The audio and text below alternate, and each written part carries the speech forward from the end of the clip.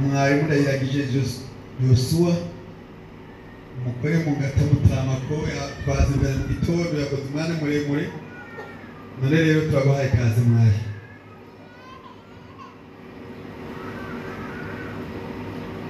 Yesu Kristo nashimwe. Tubahaye muri mwese mu izina ry'umwami wacu Yesu Kristo. Turakenguruka Imana Data wa twese yongeye kutugirira ubuntu ko mu ngoro y'Imana agiye abadutanguriye nka Dawidi yabyifuje kumbura amaze igihe kirekire hakumbuye bidakunda kwashika. Acavuga ati naranezerewe igihe nongera kwemererwa kwinjira mu ngoro y'Imana. Siko Yesu nashimwe. Rero nibaza ko bamaze kuvuga izina ryanje niko ndayisigiye Yoshua umukozi w'Imana mu Kinama nababanyi cyane ariko nibwo bwa mbere kwinjirira hano. Rero nanezerewe cyane kandi nshimire na pastori wanje umubwiriza yanyizigiye kugira ngo nanje ngire icyo mvuga. Turabakozi b'Imana barenga 23 n'abateranije twicara kuri iyo safu. Hanyuma rero bagaca bambwira ati ni buvuga mwumva n'ubuntu bw'Imana. Siko kumushimira none si byiza? Sinaba nabwira ngo namurenganije canke noba nisimbatiki. Oya none ko umuntu akubwiriye neza n'umushimira. Yesu abahezagire. Yakoze rero. Hanyuma tuvugana amajambo y'Imana makeya ku mugoroba. Ambwiye ko ari jewe bavuze ngo yaseguye cyane ararusha ariko ntiyarushye yagombye gusa ko nawe nanjye nokwigisha. Nibajije ikintu kimwe none mu mico mutange uko ishengero ryacu rimeze ntibakubwira ngo uze kwigisha iki? Oya nasanze rero nibaza dukurikiranye n'umwamurikira abo twazindukanye muza gusanga inyigisho ari imwe ariko siko kuvuga ngo nacenda bitegura ujya mwanya ariko arigisha. Oya nanjye nicyo Imana yampaye kugira ngo Imana hari ikigomba kutukorera. Urabaza igihe kirekire usenga hari ibyo woba warasengeye usaba. Twaje gusenga ariko kandi muri uko gusenga harimo gusaba. Hari ibyo woba warasabye kenshi sinzi kuza warishuwe. Niba utarakwicurwa Imana uyu mwami wacu twizeye Yesu hari ukuntu atwishyura. Umuntu ugashishikara ukibaza ngo ntiwishyuwe ariko kandi umaze kwishyurwa. Inyishu za Yesu niyo urasoma abantu bamutakambiye bafise ibibazo hari ukuntu yabishyura ukibaza bagasigara mu kabaza mbega yanishyuye cyangwa ntiyanishyuye. Wewe nyene wabihabwa nuko utahuye ko yakwishyuye nuko atagize gute atakwishyuye. Tumwige ko rero ukuntu yishyura. Ubutumwa bwiza bwa Yesu Kristo ko bwanditswe na Yohana ikigo cyacu kivuga ngo gira icyo ukoze wakira igitangaza cyawe. Yesu ashimwe. Tumwige ko akarorero abantu bagiye basaba muri uyu mwanya bakaronka inyishu. Uwe nyene niwe mwigisha wacu mukuru yatanguye kuduha ifoto y'uko dushobora gusaba tukishyurwa. Yohana igice cy'icenda dusoma umurongo wa 6. Ubutumwa bwiza uko bwanditswe na Yohana. Avuze ivyo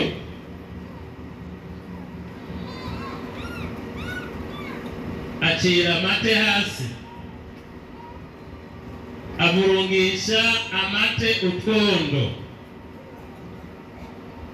araheza amusiga utwondo ku maso avuze ivyo acira amate hasi woninde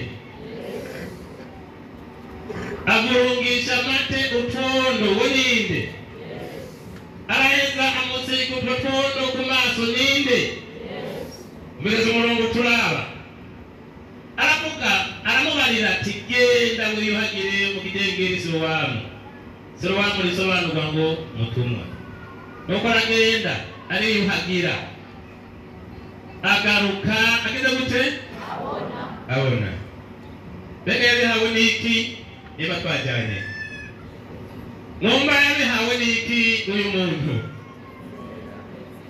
kwizera sawa nongereko amubwira nongera gute genda siko hanyuma ahumuka ageze gute agiye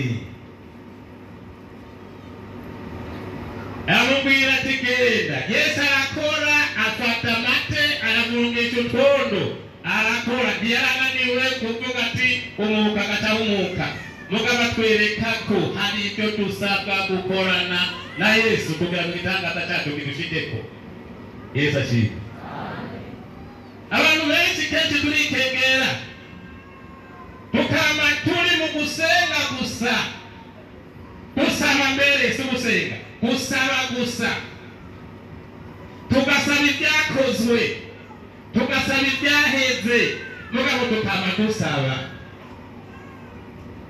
Imana gukora ku isi kubikire misi ntiyaheraheje ibikorwa byayo umuntu atarimwo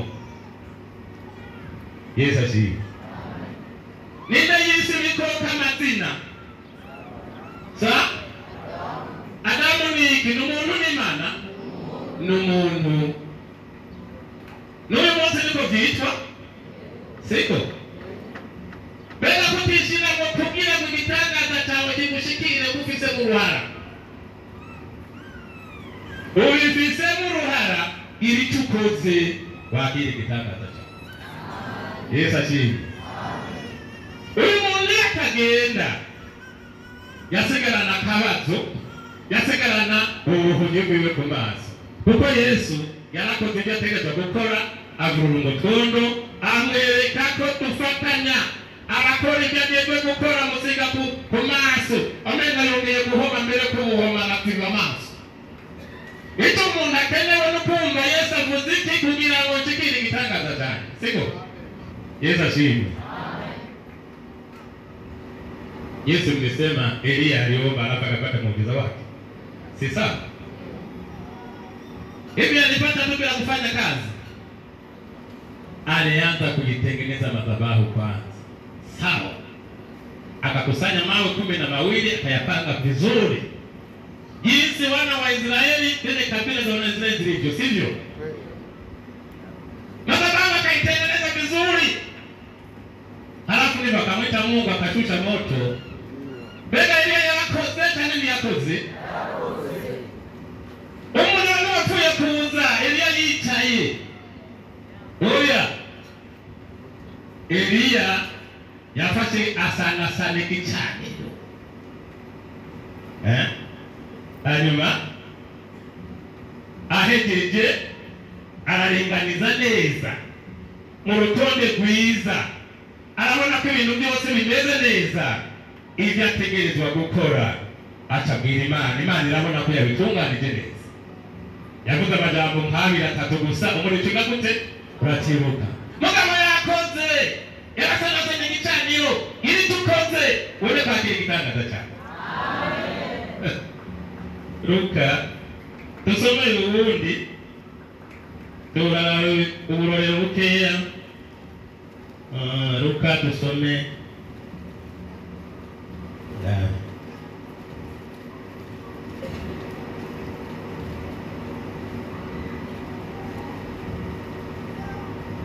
cumi n'icyenda tusome duhere ku murongo wa mbere kumure twige kuri uyu muntu twasomye yajya turabona igitangaza narongeye gusa kwerekana ko Yesu yatwigishije ko kugira ngo aduhumure amaso adukize atwishure aguhe bya bindi mutegerezwa gukorana na Yesu. N'ubu tuma ndiko navuga uwizeye erega ni Yesu ariko aravuga. Mugabo Yesu nta muntu afise uyu amasaha nta n'amaso nk'aya Rwanda afise yoza ngaha nta n'umuntu mutwereka kumuraba atacisha muri jewe tubabwire. Siko aruhangara Yesu n'ubwiza bwiwe. Mugabo yambwiye ati babwire bagire icyo bakoze kugira ngo mbashitse kw'icyo basabye. Yesu abahezagire. Gira icyo ukoze wakira igitangaza cyawe kuri mugoroba n'ejo na hirya y'ejo. Umviriza mbega hariho bakubwiye ko ari icyo utegerezwa gukora uragikora wakira igitangaza cyawe. Niko Yesu ameze, niko yishura. 19 Luka. Wewe tuti yanjye ngomba kuraba Yesu ashigiye ariko arahaca ari umuntu yitwa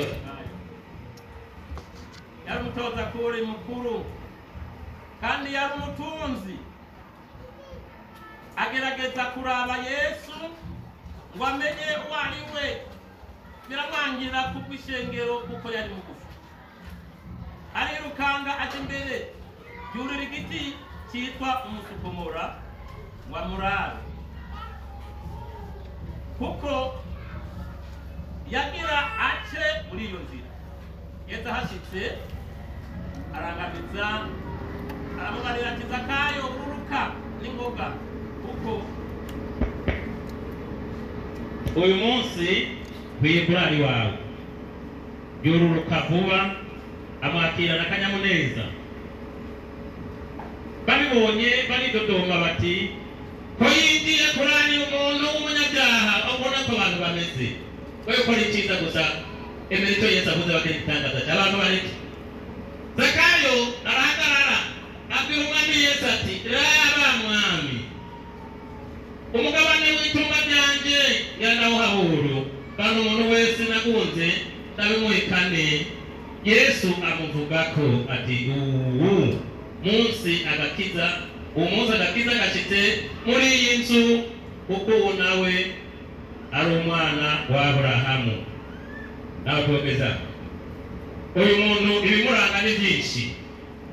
Icyambere yari umutunzi kandi yari yarize kandi yari umuntu w'umwubahwa muri leta, umutoza kori mukuru mu gihugu. Ngira ngo twomwita mukuru w'ubeye siko umutoza kori mukuru nuri ibaze kumubona ariko aranikana ku biti n'abana. Bone ko bumvise ko Yesu atahariye aya akacayurira ku biti n'uruda n'iki ntiyarabye ko ameze icyo agomba kuraba nde Yesu. None mihanya hagezeho Yesu nawe yomubona ko by'ukuri yitaze siko Zakayo yarakoze ntiyakoze gira icyo ukoze wakira igitangaza cyawe. Mbega Zakayo yararose ntiyarose? None Yesu arishura ntiyishura? Gikuru nuko Zakayo abona Yesu. Yesu n'abacaramwongera sukumbona gusa ukuntu nabonye n'iryo shaka ufise no gukunda Imana no kundondera uyu munsi ndari wawe. Yesu ashimwe. Ashobora kuba ari wawe biravana na wewe. Gira icyo ukoze biriyo kugira ngo bitwigishe, si imigani yanditswe kugira ngo twabe tuyisoma nk'ibinyamakuru. Oya, ni ubutumwa bwiza bubohora ushobora kudufasha ku muntu wese abwizeye. Yesu ashimwe.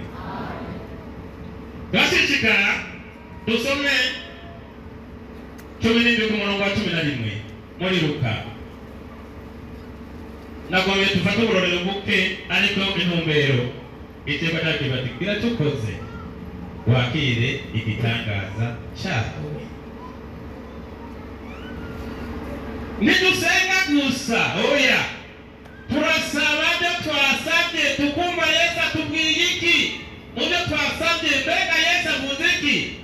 tugaca dushira mu ngiro icyo Yesu atubariye. Tutegereza kumenya mbega Yesu avuga gute, n'iriya jwi rya Yesu si ngombwa uryumvire mu nzozi, bivana nuko wizeye mbega ririko riravuga ryose rya Yesu. Yesu ashimwe. Mbega Yesu n'umuvugishwa. Izere rero niwizera urabona igitangaza cyawe. Ni Yesu yavuga uko ejo n'uyu munsi ntipazokwama, nahindurwa atahindura kubera imyifato y'abantu n'imico yabo, niko yamyishura. N'abambere niko yabakoreye. Umviriza abantu b'abanyamibembe maze bari mu nzira bagiye Yerusalemu, aja hagati y'i Samariya n'i Galilaya. Ashitse mu mihana asanganirwa n'abanyamibembe 10 bahagarara kure, baratabaza cyane bati, Yesu mwigisha tugirire imbabazi. Ababonye arababwira ati, nimugende mwiyereke abaherezi.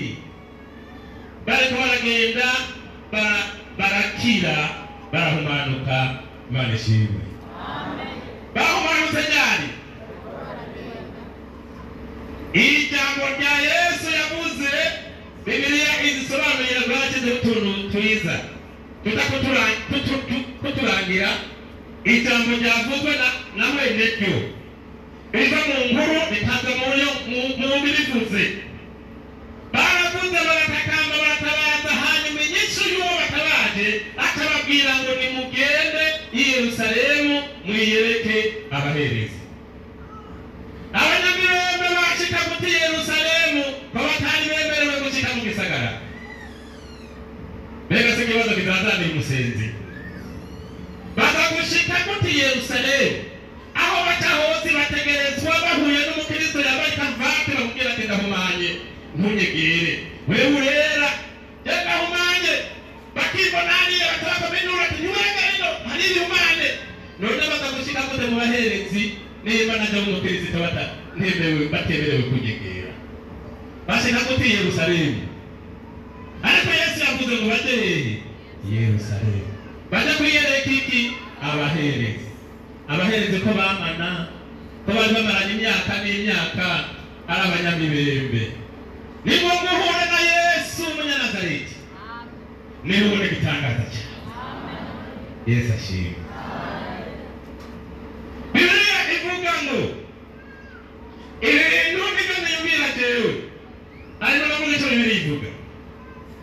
Nibaza bari bagira bati uyu muntu yatwangiye, none azi yuko babahereze tubashikira gute, tuzaguca mu barabara ririye dushikiye Yerusalemu, ko badutera amabuye bagatwica, batubonye gusa ko baza kudutera amabuye, tuzagushika gute Yerusalemu? Byanse bavuga ngo ni umunyembabazi, nta mbabazi ziwe. Nibaza ko bari bayirabe mugabo biriho bagiyina ngira barahanuranye nk'abahanuye Namani. Murazi Namani ko nawe nyene mu gukira hari icyo yakoze, ndazi ko mubizi. None muze ko Namani nawe yarabaye ikigaba, bati mugenzi, none isi cyo gusavuze kora nawe wowe itangaza cyawe siko. Yesu ashimwe. Bahanurana bashize mu ngiro, bumvikanye bashize mu ngiro icyo Yesu yavuze. Bakigenda gusa ntibanize gushika i Yerusalemu, bari gushika yo gute? Yesu yaratwimenyera bakirira mu nzira. Bashize Yerusalemu bameze nk'abandi. Yesu ashimwe. Atamibembe bariko bagiye gusa kubiyereka ati sawa, barabye gutya kuko barabe baje mu bandi abantu n'abandi bahuye na Yesu. Yesu ashimwe. Iri cyukuzi nabone igitangaza cyawe. N'inkuru nyinshi ziryoshye bariko gatanu zo mu murongo wa 27 ingadabe. Inkuru nyinshi Yesu niko yishura nshuti zanjye. Gusenga, dufata umwanya wo gusaba no gusenga, hanyuma twumve Yesu yavuze iki. Uzasanga tudatama cyane uzosanga tudatakaza umwanya munini kuronka inyishu za Yesu dushize mu ngiro icyo Yesu avuze. Mugabo kandi araho tuzoguma dusaba ibyo Yesu yishuye kera. Aba banyamibembe yo bakaja inama bakiga mu mvugo ya Yesu, mbega Yesu avuga gute? Bagumara abanyamibembe bane dufashe. Ari uyu muvyeyi nawe Mariko 5 somo murongo 27 nena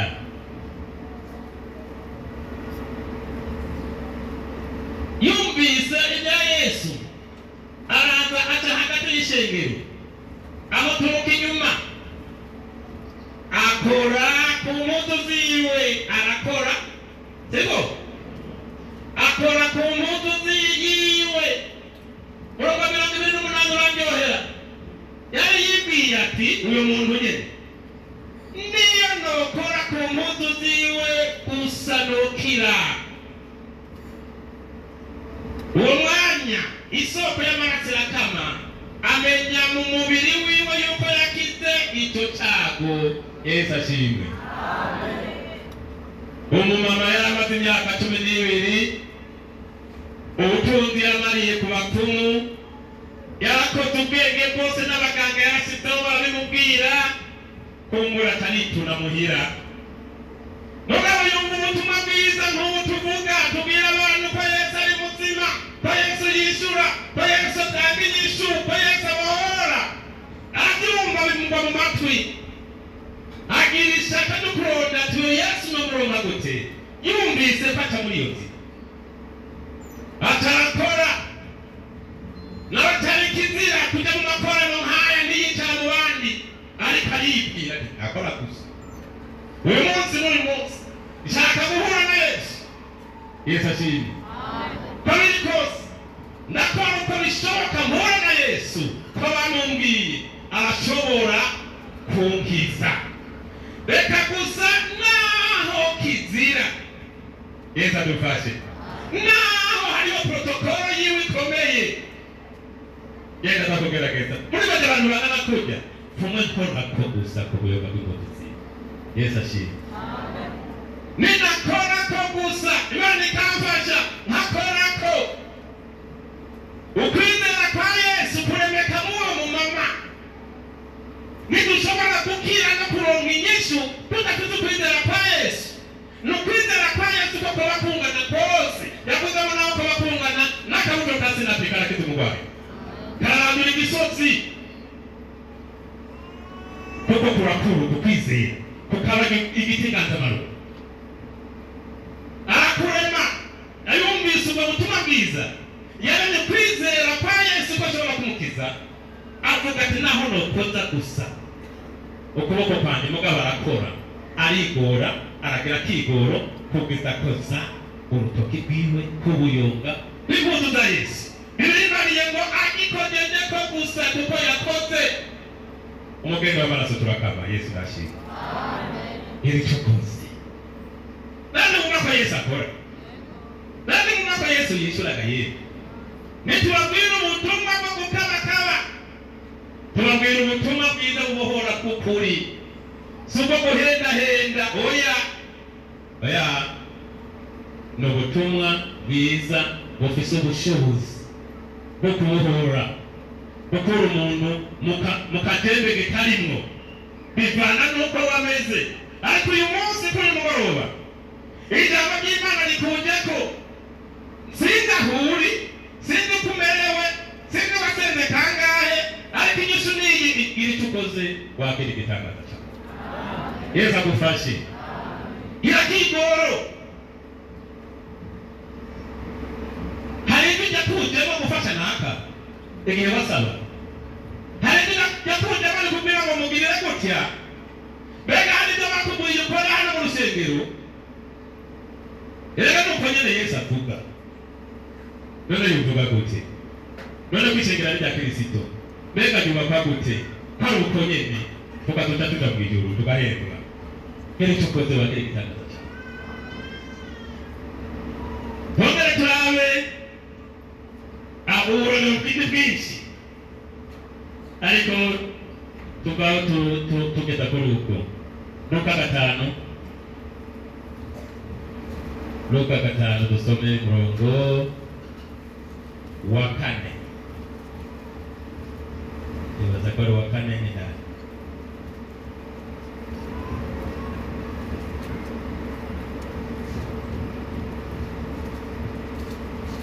sawa umurongo wa 4 ayageze kuvuga abari Simoni ati igira mwibenga muterere isenga zanyu murobe Simoni aramwishyura ati erega mwigisha twagejeje ijoro ryose twarushe natwe twafashe ariko kuko ijambo ryawe naterere isenga umurongo wa 6 uvuga kuti babigize baroba ifi nyinshi cyane isenga zabo zigomba gucika bakura bagenzi babo bari mu bundi bwato ngo baze babafashe baraza mu tuzu bwato bwombi bagomba kwibira Imana nishimwe babihawe nuko bagize gute babigize baca baroba ifi nyinshi babigize tubihabwa nuko tubigize mwabakristo mwame mureka kwikengera isi iradukeneye ko tuyihembura nitutakora ibyo tugejwe gukora Yesu arindiriye gukorana na twebwe nasoni jambo muri Ezekiel nibaza ko ari 23 ku murongo wa 30 nararindiriye abashibamyi bogira icyo bakora kuko yagomba guhonya no guhana abantu ararindira ko hari icyo bavuga arabura ko yamuze bakarabahana mugabo yatabaho nk'abakibamyi bavuga yagomba kubakiza Imana rero irarindiriye ko abakirisitu abizera bakora icyo babwiye kugira ngo Imana itabare isi turi n'ibyo tugejwe gukora ni twebwe ntore tubonaho yishimira uko twifata siko batwiyumvira agomba ko dukorana tuhafise ikibanza gikuru ku isi cyo gukorana na Yesu ashimwe Yesu nashimwe none nibuzi n'ishengero rya Kristo Yesu ndi yapfuye akazuka akaduga mu ijuru none yatuze aritanguje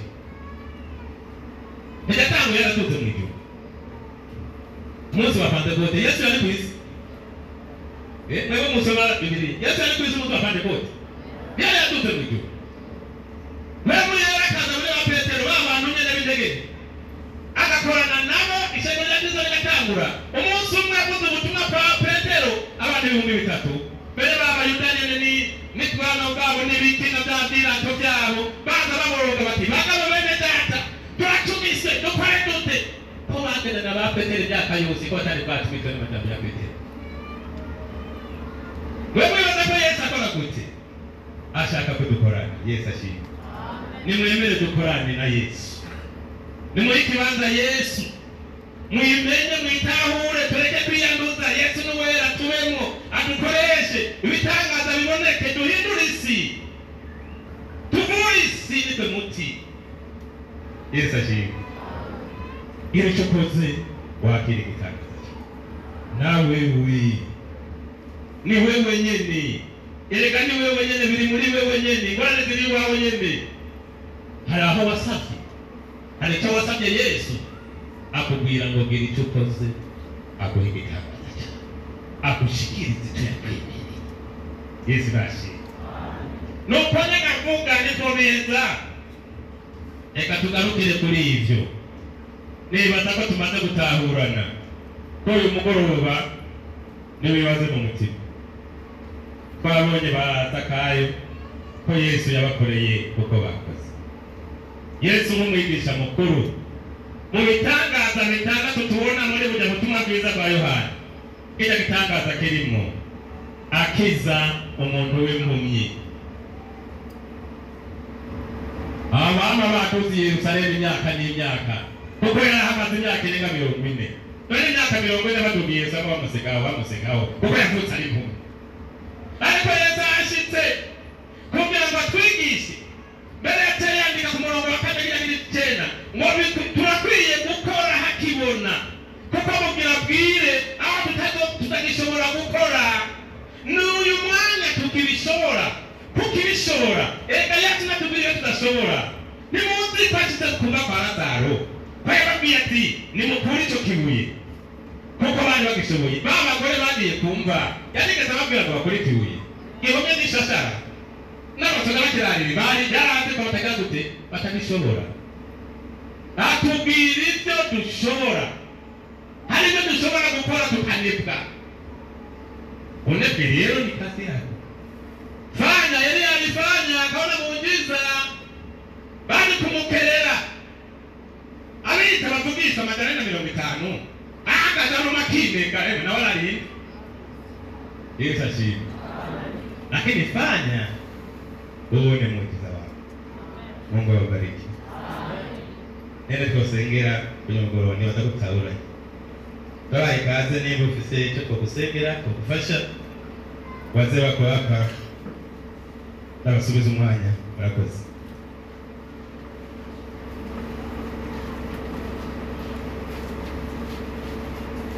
Kazi senge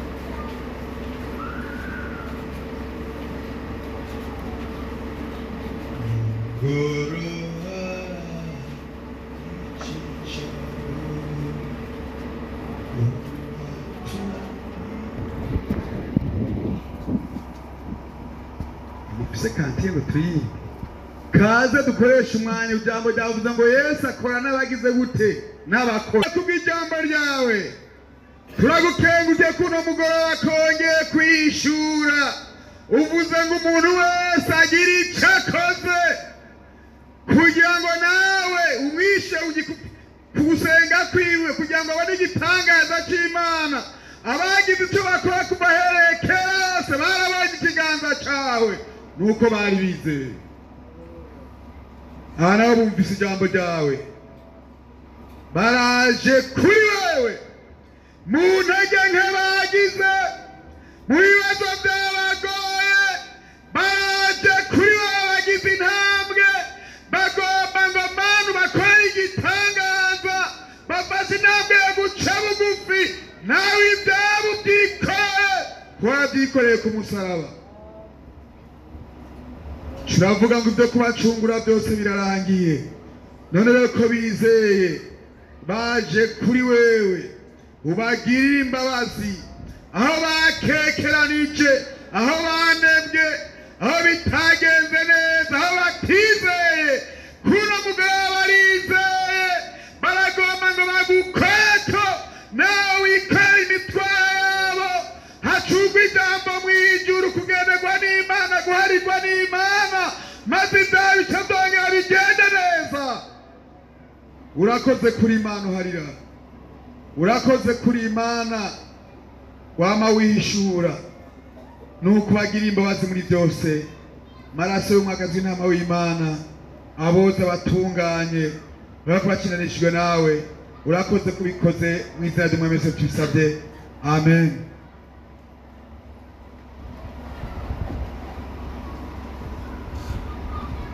Ukwizera Yesu nashimye ngo umuntu agira icyo akoze kugira ngo Imana imukore igitangaza ki habukano kwinde ufite ikigomba ko Imana igukorera habukano usenga Imana wizere umbuga ati niyo nokora gusa ku buyonga bw'impuzu bwa Yesu Kristo naho bidashoboka ibidashobokera abana b'abantu imbere ya Yesu birashoboka imbere y'Imana birashoboka habukano kwizera Imana tugire neza jodo akaze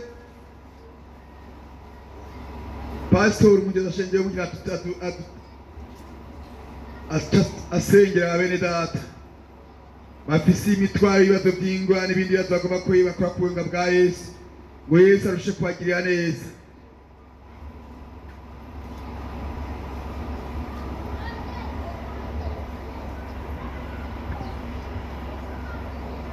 shitsa Yesu mu mutima hitabija mbogiwe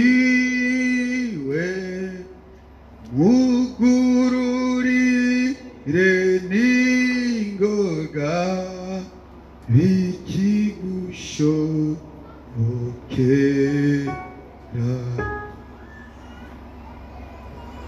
Mana data wa twese uri mu ijuru, haleluya, niwe Mana nyamana ihoraho.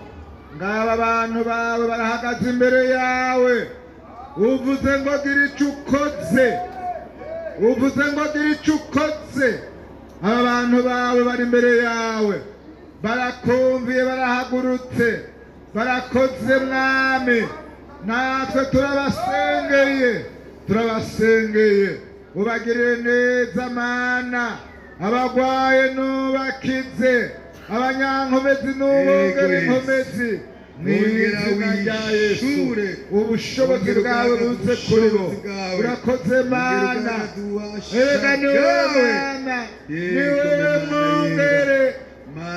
Ubahereze mpwemu yera, ubahereze ubushobozi, Imana y'ububasha, Imana y'ubushobozi.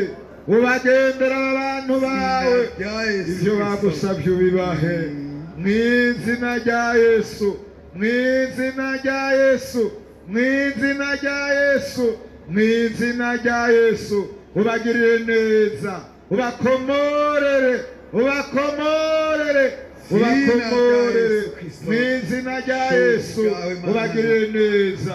Turarangamije mu ijuru, turahamagaye Imana, turahamagaye Imana ngo wururuke, ububasha bwawe buze kuri bo. Ibyo basabye byose Mana ubakomorere, nuko turabigushimiye mu izina rya Yesu umwami wacu. Amen, amen.